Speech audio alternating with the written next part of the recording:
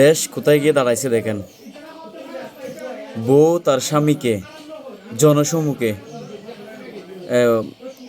কোর্টের মতো একটা পবিত্র জায়গায় জনসম্মুখে নিজের বউ স্বামীকে লাথি মেরে মেরে তালাক দিচ্ছে, 1 তালাক 2 তালাক 3 তালাক বলে। একটা জিনিস চিন্তা করে দেখেন, দেশ কোথায় গিয়ে দাঁড়াইছে।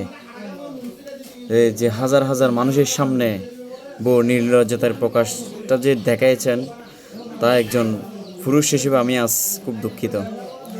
ভাই, আমি সেই ভাইটাকে বলবো, ভাই আপনার যদি ঘরে টাকা পয়সা না থাকে, আপনি ব্যাংক থেকে লোন নিয়ে হলে এই সমস্ত মহিলাটাকে তালাক দিয়ে দেন, আপনি বেহেশতে থাকতে পারবেন।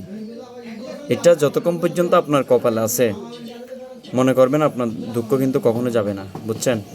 সে আপনাকে আজকে জনসম্মুখে লাথি মেরে মেরে তালাক দিচ্ছে, অন্যথায় আপনাকে একদম জবাই করে দিবে।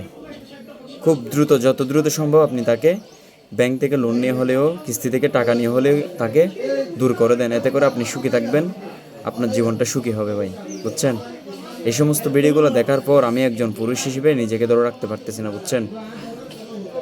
যদি আপনার সাথে যে ঘটনাটা ঘটছে সেটা যদি আমার সাথে ঘটতো, আমি মনে হয় ওই মহিলাটাকে ওখানেই কী করে দিতাম নিজেও জানি না, বুঝছেন। তো ভাই আপনাকে বলবো কি জানেন, আপনি ব্যাংক থেকে লোন নিয়ে হলে আপনি সেই মহিলাটাকে কিন্তু দিয়ে দেন, অনেক ভালো থাকবেন, জীবনে সুখী হবেন।